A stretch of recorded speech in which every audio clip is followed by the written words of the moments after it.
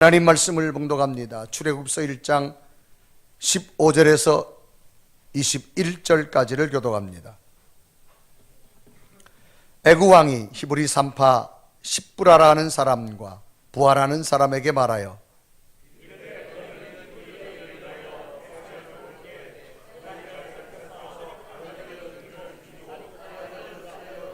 그러나 산파들이 하나님을 두려워하여 애굽 왕의 명령을 어기고 남자 아기들을 살린지라.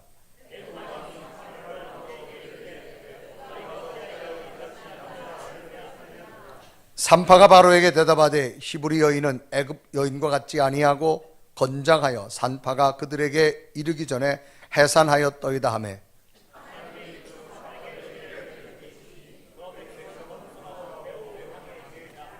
그 산파들은 하나님을 경외하였으므로 하나님이 그들의 집안을 흥왕하게 하신지라.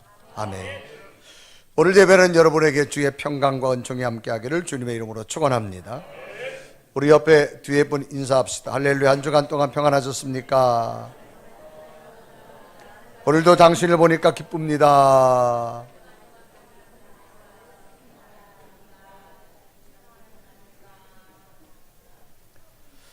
할렐루야. 어느 천사 두 분이 여행을 하게 됩니다. 그런데 그 천사는 한 분은 원로하신 분이고 한 분은 젊은 사람이에요. 그래서 천사가 이제 사람의 모습으로 여행을 하다가 날이 저물어서 어느 집을 들러가서 하룻밤을 좀 묵기를 요청했는데 그 집은 굉장히 부잣집입니다. 그래서 아마 이 천사들도 기대가 됐겠죠. 좋은 방을 우리에게 주지 않을까. 그런데 의외로 부자는 천사들에게 수많은 방 중에 제일 차가운 지하실 방을 주는 겁니다. 그래도 지하방이라도 주심에 감사했습니다. 두 천사가 잠자리에 들 무렵에 원로한 천사가 벽에 틈이 생겼는데 빛이 들어오는 걸 보게 됩니다. 그래서 얼른 이 천사가 그 구멍이 난 지하실을 메워줍니다. 젊은 천사가 그 장면을 보고 있다가 이런 말을 합니다. 아니, 우리에게 이렇게 괄시하며 부자인데도 푸대접하는 이 사람들에게 무슨 선의가 베풀 일이 있다고 저렇게 구멍난 지하실의 구멍을 메워줍니까? 라고 했습니다. 그러자 원로한 천사가 그런 말을 합니다. 여보게, 눈에 보이는 게 다가 아니네 라고 말을 합니다. 그리고 또 그 다음날 여행을 시작하다가 또 날이 저물어서 이제 한 집에 머물게 됩니다. 놀랍게도 그 집은 농사를 지으면서 굉장히 가난하게 살아가는 집이었습니다. 그런데 그 가난한 농부의 부부는 자신들이 먹기도 부족한 음식을 함께 나누어 줄 뿐만 아니라 제일 좋은 방을 주며 좋은 침대까지 주면서 주는 겁니다. 굉장히 천사 두 사람은 고마운 지극성정에 감탄하게 되지요. 그리고 잠을 자고 아침이 됐습니다. 그런데 그 집안에 울음소리가 막 들리는 겁니다. 깜짝 놀라 보니까 지난밤에 그 집안에 있는 암소가 죽은 겁니다. 그런데 그 죽은 암소는 그들의 우유를 짜서 생계를 유지하는 유일한 소득원이었습니다. 그런데 그만 그 소득을 내는 우유를 내는 암소가 죽은 겁니다. 이제는 소득도 끊어졌어요. 이것을 보고 있던 젊은 천사가 화가 나서 이 원로한 천사에게 따집니다. 이럴 수가 있느냐고. 그러자 이 원로한 천사가 이런 말을 합니다. 내가 부잣집에 잠이 막 들려고 하는데 벽 속에 뭐가 반짝반짝한 불빛이 보이길래 쳐다보니까 그 안에 누가 감춰놓은지 금덩어리가 어마어마하게 있다는 걸 나는 보았다. 그래서 더 이상 그 부자가 금덩어리를 찾지 못하게 내가 꽉꽉 메우고 왔다네. 그런데 어젯밤에 우리가 농부의 집에서 잘 때는 죽음의 천사가 이 부부의 아내를 데리러 왔었다네. 그래서 내가 대신 암소를 데리고 가라고 했지. 그래서 암소가 죽은 걸세. 이보게 눈에 보이는 게 다가 아니네 라고 말을 합니다. 살다 보면 이해할 수도 없고 도저히 이성적으로 납득할 수 없는 일들이 우리에게 일어날 수가 있습니다. 그러나 그 가운데서도 보이는 것만이 아닌 보이지 않지만 하나님의 인도하심과 하나님의 계획하심이 있음을 믿고 살기를 원하는 교훈입니다. 왜? 하나님은 뜻밖의 일을 이루어 가시기 때문입니다. 오늘 성경 본문도 뜻밖에 일어난 일을 소개합니다. 여러분, 뜻밖이란 말은 생각이나 기대 또는 예상과 달리라고 하는 뜻입니다. 오늘 배경은 애굽 땅에서 일어난 일입니다. 이스라엘 백성들이 가나안 땅에 기근이 와서 도저히 살 수가 없어요. 그런데 하나님께서는 이미 일찍이 야곱의 12아들 가운데 11번째 아들 요셉을 애굽에 보내서 애굽의 총리 대신이 되어지자 이제 가나안 땅에 기근이 들어 살 수 없어서 애굽의 양식을 사러 왔던 형제들을 만나서 끝내는 요셉이 애굽의 가장 기름진 고센 땅으로 아버지와 그 형제들을 인도하게 되어집니다. 그때 처음으로 그 애굽 땅에 온 요셉의 식구들이 70명이었습니다. 그리고 나서 시간이 질러서 430년이 지났습니다. 이제 무슨 일이 생겼느냐? 히브리 노예들이 너무 많아진 겁니다. 그래서 애굽 나라에 요셉을 알지 못하는 새로운 왕들이 탄생하면서 바로 왕이 되어졌을 때 바로 왕이 걱정이 시작하는 겁니다. 혹 전쟁이 났을 때 이 노예들이 적군하고 결탁을 해서 우리를 치지는 않을까? 또 만약에 그리고 이 노예들이 한꺼번에 우리나라를 빠져나가고 나면 우리나라 일들을 누가 할까? 그런 두려움과 염려가 생기기 시작합니다. 그때 장면을 출애굽기서 1장 10절은 기록하죠. 자, 우리가 그들에 대하여 지혜롭게 하자. 두렵건대 그들이 더 많게 되면 전쟁이 일어날 때 우리 대적과 합하여 우리와 싸우고 이 땅에서 나갈까 하노라 하고 라고 말합니다. 그래서 당시 애굽 왕은 이 노예들을 향하여서 인구 억제 정책을 쓰게 되는데 히브리 산파들을 통하여서 은밀한 방법으로 새로 태어나는 남자 아이들을 다 살해하려고 하는 정책과 명령을 하게 됩니다. 그래서 이제 이스라엘의 모든 새로 태어난 남자 자녀들은 죽어야만 되어지는 현실입니다. 그래서 출애굽기서 1장 15절과 16절은 기록하죠.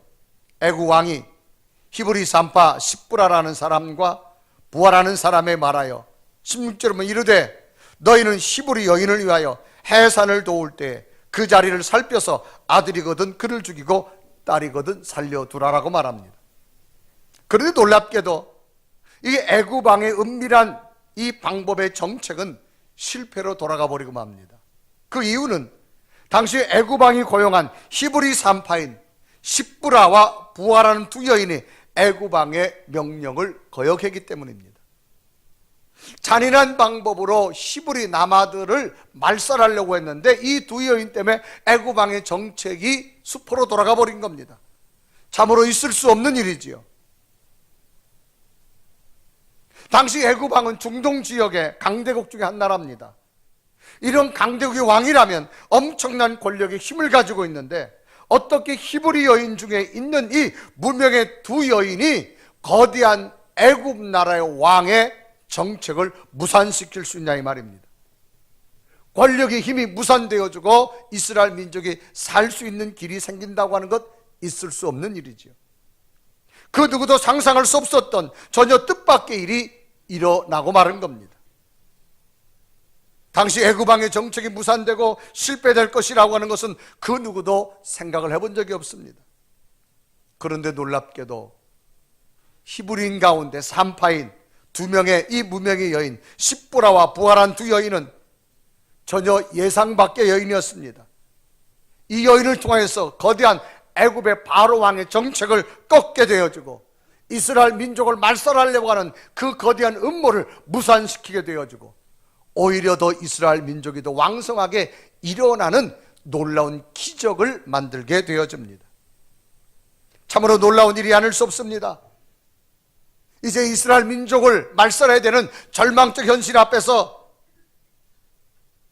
도저히 이를 이루어갈 수도 없고 피해갈 수도 없지만 하나님께서는 예상 밖에 이 무명의 두 여인을 통하여서 이스라엘 민족을 살리고 이스라엘 민족을 오히려 강성케 만드는 출발이 되어짐을 발견하면서, 그러면 도대체 하나님은 뜻밖의 문명의 두 여인의 어떤 모습을 보았기에 이 여인을 통해서 한 나라의 민족을 살리는 것을 발견해 보면서 2018년을 살아간 여러분, 현실이 어떤 모습이 주어진다 할지라도 뜻밖의 이루시는 하나님을 믿으시고 이 두 여인처럼 이런 믿음을 가지고 있어서 놀라운 기적이 여러분에게도 있기를 주님의 이름으로 축원합니다.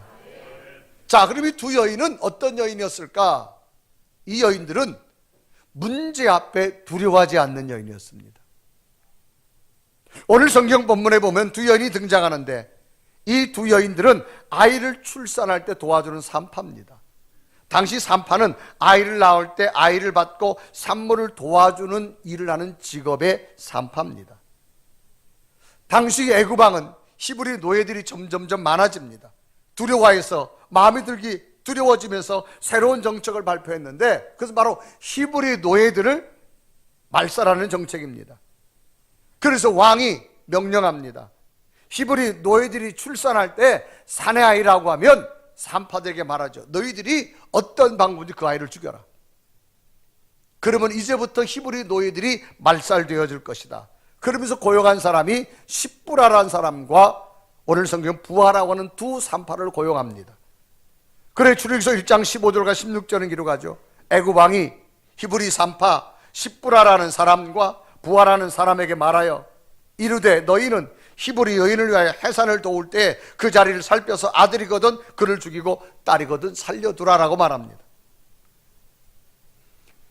이제 히브리 민족들을 살해하려고 하는 정책을 이 왕이 두 산파 여인에게 명령합니다. 이 바로가 히브리의 이 남자아이를 씨를 말리려고 합니다. 당시 바로 왕의 명령을 거역한다고 하는 것, 너무나도 강한 힘입니다. 만약에 이 당시 애굽의 바로 왕의 명령을 거역하는 순간 그들에게 찾아온 것은 죽음밖에 없습니다. 도저히 이 절대 권력의 왕의 명령을 어길 수 없습니다. 이러한 때 히브리 산파들이 자신들 앞에 닥쳐온 왕의 명령을 어긴다고 하는 것 있을 수 없지요. 만약 어긴다면 자기들에게도 죽음밖에 올 것이 없습니다. 그런데 놀랍게도 이 산파들이 왕의 명령을 어기게 됩니다. 어떻게 이런 일이 가능할까라고 하는 거죠. 그것은 히브리 산파들은 자신들 앞에 닥쳐온 문제가 아무리 큰 것이라 할지라도 그 현실적 문제 앞에 두려워하지 않았습니다. 왜? 하나님을 믿기 때문에.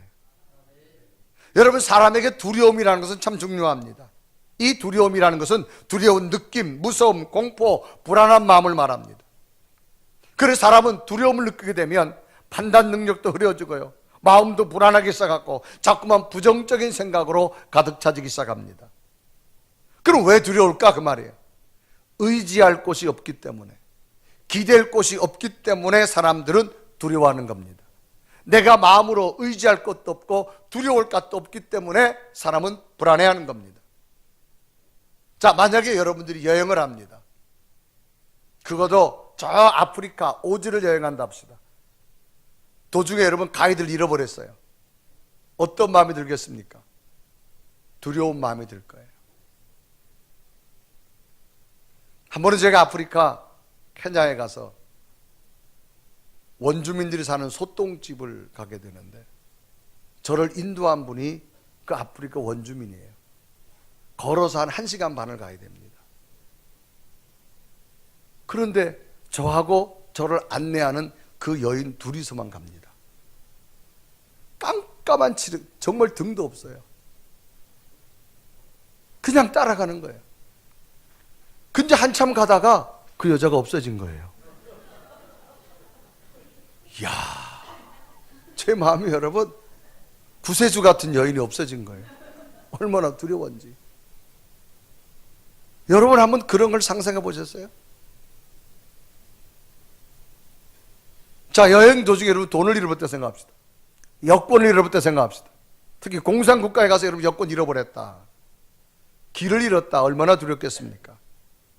마음속에 의지할 것이 없을 때 사람은 불안함을 느끼기 시작, 두려움을 느끼기 시작합니다. 그런데 오늘 성경에 나오는 이 산파의 두 여인은 현실의 문제 앞에 두려워하지 않았습니다. 왜? 이들은 어기는 순간 죽어야 됩니다. 자기에게 죽음이 올 수밖에 없습니다. 그런데도 이들은 두려워하지 않습니다. 당당하게 왕의 명령을 어겼습니다. 왜? 하나님을 의지하기 때문에. 왕을 두려워한 것이 아니라 하나님을 두려워한 겁니다. 내가 어찌 우리 민족을 죽일 수 있을까? 그러면 이 두 여인은 무엇을 두려워하고 누구를 두려워했기 때문에 왕의 명령을 거역할 수 있을까? 그것은 바로 하나님을 두려워했기 때문입니다. 그래 출애굽기서 1장 17절에 이르고 합니다. 그러나 산파들이 하나님을 두려워하여 애굽 왕의 명령을 어기고 남자 아이들을 살린지라. 아이를 살리는 순간 애굽 왕으로부터 자기들에게 찾아온 것은 죽음밖에 없습니다. 왜 하나님을 두려워할까요? 하나님이 더 믿어지니까. 하나님 앞에 자기가 살인죄를 저지른다는 자체가 그에게 용서되지 않은 겁니다. 하나님의 역사는 문제를 보고 두려워하는 자와 함께 하는 것이 아니라 문제를 보고 하나님을 믿고 의지하고 두려워하지 않는 자와 함께 할 줄로 믿습니다. 그러나 오늘 수많은 사람들이 하나님을 믿는다고 하면서도 내게 찾아온 현실의 문제 앞에 얼마나 두려워하고 얼마나 좌절하고 얼마나 절망합니까? 그래서 그 두려움을 해결하려고 이런 노력도 해보고 저런 노력도 해보잖아요. 2018년 어떻게 살아갈까? 두렵잖아요. 그래서 어디 찾아가죠? 점집에도 찾아가고 굿도 하게 되어주고 신령하다고 하는 사람을 찾아갑니다. 최근에 다녀오신 분 있으세요?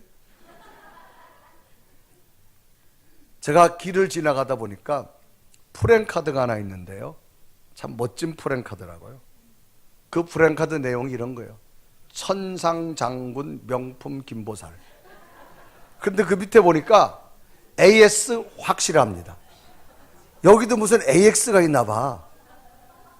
그리고 예약 필수. 빨리 적어요, 적어. 이런 분들도 무슨 AS를 해주나 봐, AS. 이게 AS가 뭔지는 모르겠어요, 하여튼 여러분. 왜 여러분 찾아갈까요? 두려움이 찾아가는 거예요.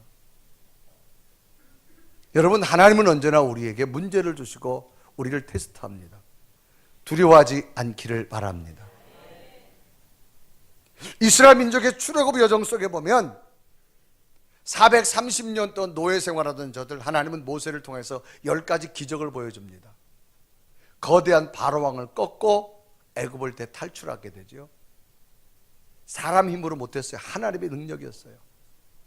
그리고 3일을 와가지고 저들이 도착한 것이 홍해바다 앞입니다. 이제 앞으로 갈 수도 없어요.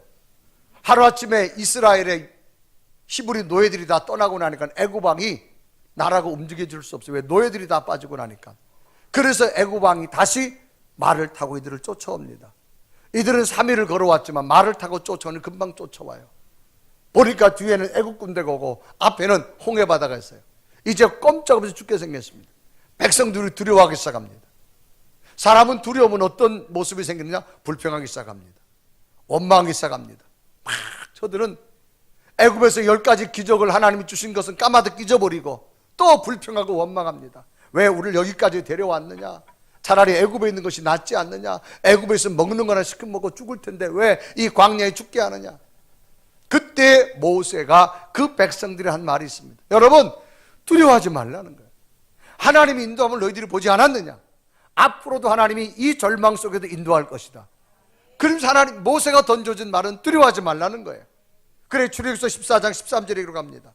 모세가 백성에게 이르되 너희는 두려워하지 말고 가만히 있어서 여호와께서 너희를 위하여 행하시는 구원을 보라. 너희가 오늘 본 애굽 사람을 영원히 다시 보지 아니하리라. 14절에 보면 여호와께서 너희를 위하여 싸우시리니 너희는 가만히 있을지어다.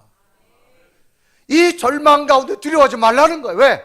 인도하신 하나님이 여기서도 새로운 역사를 펼쳐지리라. 여러분, 지나온 삶이 하나님 은혜였으면 어떤 문제와도 두려워하지 마세요. 하나님은 새로운 길을 여러분에게 주실 줄로 믿습니다. 왜 자꾸 두려워합니까? 두려워하니까 불평이 나오고 원망이 나오고 짜증이 나오고. 이 여인들은 두려워하지 않았어요. 왜? 설령이 명령을 거역해도 내가 저들 왕에게 죽는다 할지라도 하나님은 새로운 길을 주실 줄로 믿습니다. 여러분, 현실 앞에 두려움이 떠나가시기를 바랍니다. 미국 사람 가운데 1927년 5월에 어떤 일이 있었는가 하면 뉴욕 커티스라고 하는 비행장에서 한 비행기가 이제 이륙을 합니다. 그 비행기는 스프릿 오브 세인트 루이스라고 하는 그 이름을 가진 비행기였습니다. 이 비행기가 이제 날아오르는데 이 비행기를 조종한 사람은 25세 찰스 린드버그라고 하는 청년이었어요. 이 찰스 린드버그는 뭐 하는 사람인데 우편 배달부입니다. 미국이 워낙 넓다 보니까 이 우편물을 비행기를 타고 이쪽 저쪽 옮겨주는 일을 합니다. 그런데 이때 비행기가 막 발달되면서 모든 비행하는 사람들 꿈이 뭐냐? 대서양 횡단입니다. 뉴욕에서 출발해서 대서양을 건너서 파리까지 정말 비행기 갈 수 있을까? 그러던 중에 1919년 뉴욕의 호텔 왕인 레이먼드 오티크라고 하는 사람이 어마어마한 상금을 내놓습니다. 누구든지 대서양을 한 번도 쉬지 않고 논스톱으로 비행하는 사람에게는 내가 상금을 주겠다. 그래서 모든 사람들이 도전했는데 다 대서양에 빠지고 말았어요. 왜? 비행기도 작고 연료통도 작고 프로펠러도 작고 엔진 마력도 작으니까 가다가 다 기류에 따라서 실패합니다. 그러던 중에 이 25세 찰스 린드버그가 이제 도전을 실시하게 되어집니다. 그래서 모든 비행기 역량 가운데 무거운 거는 다 떨쳐버립니다. 최대한 비행기가 날 수 있는 곳을 만듭니다. 그리고 연료가 충분해야 됩니다. 그런데 이 작은 비행기 가지고는 이 연료량 가지고는 대서양을 행동할 수 없습니다. 만약에 조금만 방향이 벗어나도 연료 부족으로 비행기는 추락할 수밖에 없습니다. 그래서 비행기 자체 무게를 줄이는데 모든 걸 다 띄어냅니다. 마지막 무엇을 버리느냐? 낙하산까지 버리게 됩니다. 자, 여러분, 낙하산까지 버리고 그가 앉아있는 곳은 조그만 의자 하나밖에 없습니다. 자, 이 비행사가 낙하산을 버린다. 이거는 거의 죽음과도 같습니다. 그리고 모든 것을 버리고 연료 양을 늘립니다. 그리고 1927년 5월 20일 오전 7시 52분 찰스 린드버그가 탄 비행기가 이륙을 합니다. 그리고 대서양을 건너게 되는데 굉장히 졸립고 추위와 싸워야 됩니다. 비행시간 33시간 만에 결국 1927년 5월 21일 뉴욕과 6시간 차이가 있는 파리 시각으로 밤 10시 에펠탑의 불빛이 보이면서 파리에 착륙하게 되어집니다. 많은 사람들이 불가능할 거라 그랬습니다. 그러나 그는 비행에 성공하게 되어집니다. 많은 기자들이 묻습니다. 어떻게 당신이 이렇게 비행할 수 있었느냐? 나는 하나님이 나를 도와줄 줄 믿었습니다. 두려움이 없었다 그 말이에요. 여러분, 어떤 상황에서도 두려움 없애시길 바랍니다. 여러분이 두려워한다고 문제 해결되는 거 아닙니다. 어떤 문제가 와도 하나님이 여러분 도와주심을 믿으세요. 두려움을 떨쳐버리시길 바랍니다. 만약 이 산파의 두 여인 왕의 명령을 거역하면 죽어야 됩니다. 그러나 문제 앞에 두려워하지 않았습니다. 우리 하나님을 믿고 하나님을 두려워했습니다. 담대하게 행했습니다. 그런데 결국은 어떤 일이 생겼습니까? 이 여인들 죽지 않았습니다. 하나님이 오히려 이스라엘 민족을 더 왕성하게 살리는 기회가 된 줄로 믿습니다. 현실의 문제 얼마든지 우리에게 바뀌게 다가올 수 있어요. 중요한 것은 그 문제를 보고 두려워하지 않기를 바랍니다. 두 번째로 이 여인들은 지혜로운 여인이었습니다. 이 당시 산파들은 애굽왕 바로왕의 명령을 따라야 됨에도 불구하고 하나님을 믿고 하나님을 두려워해서 왕의 명령을 거역하자 이제 왕이 직접 두 여인을 불렀습니다. 너희들이 왜 나의 명령을 어겼느냐? 왜 남자아이를 죽이지 않고 살렸느냐? 이제 왕 앞에 대답해야 됩니다. 출애굽기서 1장 18절에 이르가죠. 애굽 왕이 산파를 불러 그들에게 이르되 너희가 어찌하여 이같이 남자아이를 살렸느냐? 이제 저들의 말 한마디에 죽는 일이 생길 수 있습니다. 이제 여인들은 대답을 해야 됩니다. 대답에 따라서 살 수도 있고 죽을 수도 있는 아주 절대절명의 순간입니다. 그런데 하나님께서 이 산파들의 입술을 주장해 주시는데 왕이여, 우리들도 왕의 명령을 받들어서 시부리 여인들이 출산할 때 가서 출산을 도와주는 척 하면서 아이가 나오기 전에 죽이려고 그랬습니다. 그런데 막상 가보고 나니 어떤 일이 생겼느냐, 이 히브리 여인들은 이를만 해서 얼마나 건장한지 가니까 벌써 낳았습니다. 그러니까 어떡합니까? 우리가 죽이려고 갔는데 가버리 낳았어요. 어떻게 합니까? 출애굽기서 1장 19절에 말합니다. 산파가 바로에게 대답하되 히브리 여인은 애굽 여인과 같지 아니하고 건장하여 산파가 그들에게 이르기 전에 해산하였나이다. 이 산파들의 대답은 너무나 지혜로운 대답이어서 이 산파들의 말에 애굽 왕은 그 어떤 의문도 그 어떤 이유도 묻지 못할 정도가 되어졌습니다. 이 말은 말의 능력이 아닙니다. 하나님이 주신 지혜의 말인 줄로 믿습니다. 그래서 이 산파들은 말이 끝나자 하나님께서는 이들에게 은혜 베푸셔서 생육이 더 왕성해졌다고 기록합니다. 그래서 출애굽기서 1장 본문 20절에 이르가지요, 하나님이 그 산파들에게 은혜를 베푸시니 그 백성은 더욱 번성하고 매우 강해지니라. 이 말은 당시 산파들이 자신들이 살기 위한 변명이나 거짓말이 아닙니다. 하나님이 은혜 주셔서 선한 뜻을 담은 지혜로운 대답이었습니다. 여러분, 지혜란 말이 뭐예요? 사물의 이치를 빨리 깨닫고 사물을 정확하게 처리하는 정신적 능력을 말합니다. 지식은 도서관에서 얻어진다면 지혜는 하나님이 주시는 정신적 판단입니다. 이 여인들의 지혜로운 대답은 마른 어린 생명을 살리며 민족을 살리는 지혜의 언어가 되어졌단 말입니다. 언어는 참 많이 있습니다. 여러분, 살리는 말이 있고 죽이는 말이 있습니다. 유익되는 말이 있고 손해보는 말이 있습니다. 기쁨이 되는 말을 있고 슬픔이 되는 말이 있습니다. 용기가 되는 말이 있고 포기가 되는 말이 있습니다. 이 말이 얼마나 중요한지 우리 속담에 보면 한마디의 말이 천냥의 빚을 갚을 수 있을 정도라고 말합니다. 또 그런 말 했죠? 말에 뭐가 있다? 씨가 있다. 말에 따라서 반드시 싹이 날 것이고 그 싹은 꽃이 필 것이고 반드시 열매가 되어집니다. 그러니까 오늘 내가 어떤 언어의 씨앗을 심느냐가 중요합니다. 지혜로운 말을 심으십시오. 그래서 출애굽기서 1장 20절에 말합니다. 하나님이 그 선파들에게 은혜를 베푸시니 그 백성은 번성하고 매우 강하여지니라. 이 지혜로운 말을 들은 하나님께서는 은혜를 주었어요. 이스라엘 수가 더 증가하고 이스라엘 백성이 더 강화해졌다. 오늘 우리에게 필요한 것이 뭘까요? 지혜로운 말을 하시길 바랍니다. 성경에도 보면 이스라엘 백성이 애굽을 나와서 홍해를 건넌 다음에 하나님이 가나안 땅을 주신다 그랬어요.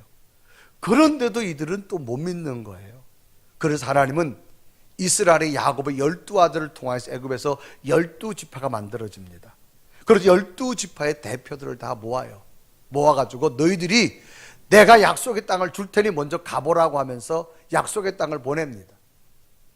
그리고 그들이 가서 40일 동안 땅을 정탐하고 와서 백성들에게 보고를 하는데 참 이상하죠. 12명이 똑같은 시간에 똑같은 걸 보고 왔으면 똑같은 말을 해야 되는데 참 이상합니다. 10명이 뭐라 보고 하느냐? 가지 말자라는 거예요. 가보니 땅이 안 좋다는 거예요. 열매도 안 좋고 가보니 큰 우리보다 민족만 살더라고 말합니다. 악평을 합니다. 그런데 똑같은 것을 보고 왔던 여호수아 갈렙은 말합니다. 아니라는 거예요. 우리 가봤더니 좋은 열매가 있더라는 거예요. 땅이 굉장히 기름지더라는 겁니다. 그리고 우리보다 큰 민족인데 걱정하지 말라. 하나님이 그 민족마저도 물리쳐 줄 거라고 말합니다. 여러분, 똑같은 것을 보고 똑같은 것을 느꼈다면 똑같이 말해야 되잖아요. 근데 사람은 참 달라요. 오늘도 마찬가지입니다. 여러분, 똑같은 것을 보고 똑같은 것을 먹고 똑같은 것을 행했는데도 와서 이야기를 보면 다 달라요. 그때 하나님께서 그 12명의 이야기를 듣고 뭐라 말한 줄 아세요? 그러면 앞으로 너희들이 말한 대로 만들어주겠다. 내가 줄라 그랬는데도 갈 수 없다고 말한 너희들은 너희들이 말한 대로 못 가고 광야에 죽지만 간다고 말한 이들에게는 약속의 땅을 줄 것이다. 그래서 민수기서 14장 27절 28절 기록합니다.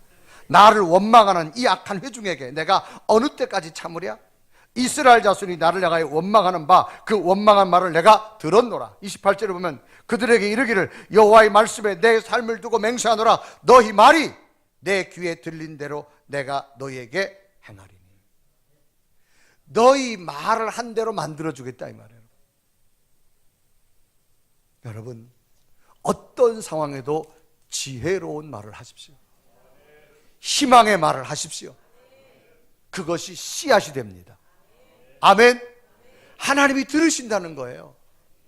하나님은 여러분에게 위대한 일을 주시려고 여러분 하나님 자녀 삼으시고 날마다 때로 문제와 어려움도 있지만 하나님은 희망으로 말하기를 원하십니다.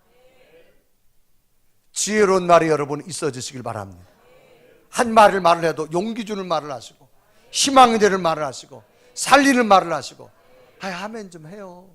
희망의 말을 하시고 용기의 말을 하시고 도전의 말을 하시고. 여러분 입장을 한번 가만히 바꿔놓고 생각해봐요. 여러분에게 좋은 말을 하는 사람은 함께 하고 싶어요. 여러분에게 나쁜 말을 하는 사람 별로 하고 싶은 말은 없어요. 사람은 누구나 똑같아요. 지혜로운 말을 하십시오. 한 여자는 한 남자와 만나 결혼합니다. 그런데 이 여자는 거의 완벽에 가까운 여자입니다. 또 한 여자가 결혼했는데 이 여자는 부족함이 참 많아요. 뭐 모자라는 부분이 한두 가지가 아니에요. 거의 똑같은 시기에 결혼합니다. 거의 완벽한 여자와 살게 된 남자는 입이 찢어집니다. 복이 넝클째 둘러왔다고, 복이 터졌다고 생각합니다. 그런데 결혼하고 살아보니까 또 그게 아니에요. 완벽함 속에 못하는 게 보이기 시작하는 거예요. 그래서 이 남편은 그런 생각하죠. 몇 가지만 보완하면 되겠구나. 그러면 정말 최고의 아내가 될 거다. 그래서 그때부터 지적하기 시작합니다. 여보, 그거 좀 고치라 그랬지. 완벽한 여자로 만들기 위해서 매일같이 지적합니다. 여자는 매일 잘못한 점을 지적받아야 했고 급기야는 스트레스로 우울증에 걸렸고 인생 살맛이 없는 여인이 됐습니다. 반면에 똑같은 시기에 결혼한 부족함이 너무 많은 여자와 결혼한 남자는 이 여자를 보니 한두 가지 고친다고 될 문제가 아닙니다. 아예 포기하고 삽니다. 그래서 웬만하면 넘어가고 가끔가다 잘하는 게 있는 거예요. 그래 칭찬해 줬어요. 당신이 그것도 할 줄 아네. 생각보다 센스가 있네. 늘 칭찬하기를 시작했고 칭찬받은 아내는 자신감이 생기고 얼굴에 생기가 돌고 살맛이 나기 시작합니다. 부족함이 많은 이 아내는 점점 아름답고 완벽해 갔습니다. 누가 이렇게 만들었을까요? 본인이 만든 겁니다. 여러분, 지혜로운 말을 하시길 바랍니다. 내일 좋은 일이 일어나기를 원하면 오늘 좋은 말을 하세요. 그러면 하나님께서 만들어 주실 줄로 믿습니다. 살리는 말이 있고 죽이는 말이 있어요. 여러분 내일 더 잘 살기 원하잖아요. 오늘 말하세요. 믿어주시면 아멘. 그래서 여러분 일본의 물리학자가 책을 썼잖아요. 불은 답을 알고 있다. 그분이 주장하는 게 이거잖아요. 이 액체 물에 언어의 파동이 전달된다는 거예요. 이 진동이 전달된다고 말합니다. 그래서 그는 실험을 하잖아요. 이런 컵에다가 물을 넣고 물에다가 언어를 전달합니다. 너 나빠, 너 미워. 그리고 급냉동해요. 똑같은 물에다가 너 예뻐, 너 아름다워. 급냉동합니다. 이거를 꺼내가지고 현미경 관찰했는데 첫 번째 물에 대해서 부정적으로 너 미워, 너 나빠라고 언어를 줬는데 정말로 그걸 현미경으로 살펴보니까 이게 물의 입자가 다 깨진 거예요. 아주 흉측스럽습니다. 그런데 놀랍게도 두 번째 언어에다가 희망과 긍정을 전달하는 이 언어의 물은 꺼내보니까 정확한 육각수를 띠면서 아주 영롱한 보석처럼 빛나더라는 거예요. 그래서 그분은 이 물은 답을 알고 있다는 거예요. 그럼 이분은 왜 이렇게 중요하냐? 인간은 70%가 물입니다. 그래서 내 몸에 어떤 언어가 전달되느냐가 참 중요합니다. 그러면 이 언어 전달은 상대가 내게 주는 것도 있지만 말을 할 때 내가 먼저 듣는다는 거예요. 그래서 부정적인 말을 하면 내 몸에 물의 입자가 깨지기 시작합니다. 내가 희망과 긍정을 말하면 내 물의 입자가 살아나기 시작합니다. 여러분, 희망을 선포하며 사십시오. 꿈을 선포하며 사십시오. 내일에 더 큰 역사가 일어나게 될 줄로 믿습니다. 그래서 여러분, 늘 더 좋은 일이 일어날 것이다. 더 복된 일이 나타날 것이다. 하나님 나를 치유하실 것이다. 우리 자녀들을 세울 것이다. 올 한해 좋은 일이 일어날 것이다. 희망을 선포하세요. 그래서 하나님은 내 말이 내 귀에 들린 대로 만들어주리라. 이런 희망의 언어가 되길 바랍니다. 마지막으로 이 두 산파는 하나님을 경외했습니다. 경외란 말은 공경하면서도 두려워한다는 거예요. 공경이라는 말은 공손히 받들어 모신다 그런 얘기입니다. 애굽왕 바로로부터 이제 다 사내 아이를 죽이라고 하는 명령을 받습니다. 그런데 이 명령을 거역합니다. 왜 거역할까요? 하나님의 뜻은 저들을 살리는 거예요. 그래서 하나님을 가슴에 품고 공손히 받들어 모시니까 비록 왕의 명령은 이 산파를 통해서 죽이는 거지만 하나님의 뜻은 이 백성을 살리는 뜻임을 알아가는 거예요.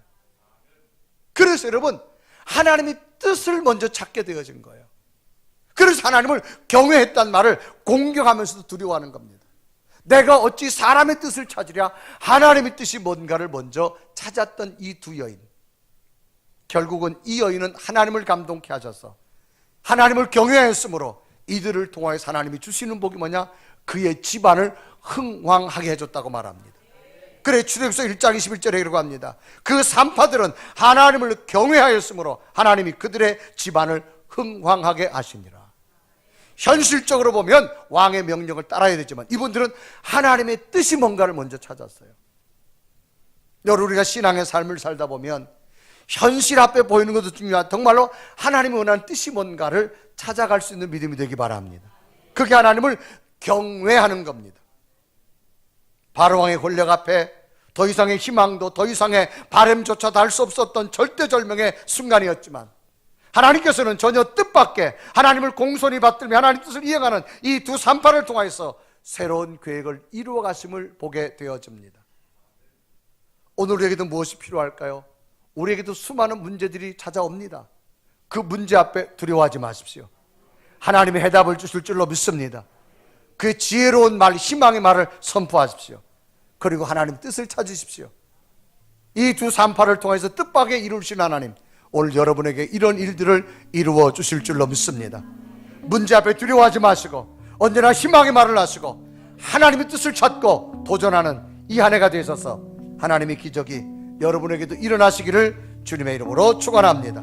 우리 한번 고백하며 찬양할까요? 그러므로 앞으로 주실 하나님의 희망의 땅, 믿음으로 한 걸음 한 걸음 다가설 수 있는 내 믿음이 되겠습니다. 고백하며 찬양합니다. 주님이 주신 땅으로 한 걸음씩 나아갈 때에 수많은 적들과 견고한 성이 나를 두렵게 하지만 주님을 신뢰함으로 주님을 의지함으로 주님이 주시는 담대함으로 큰 소리 외치며 나아가네. 이 산지를 내게 주소서. 그날에 주께서 말씀하신 이제 내가 주님의 이름으로 그 땅을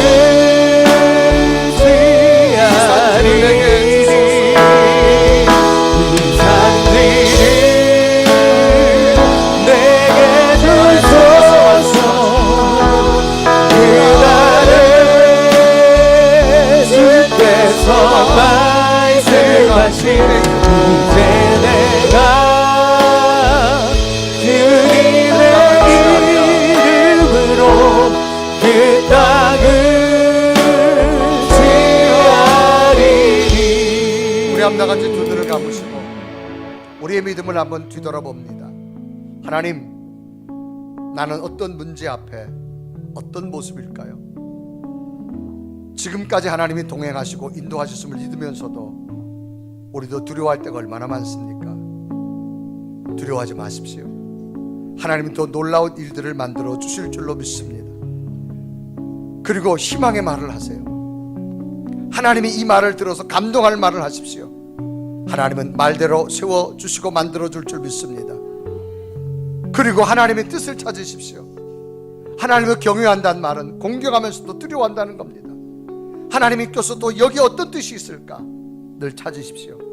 하나님께서 놀라운 일들을 만들어 가실 것이고 새로운 기적을 주실 줄로 믿습니다. 하나님, 2018년 어떤 문제가 와도 두려워하지 않겠습니다. 내가 희망의 말, 지혜로운 말, 복된 말만 하겠습니다.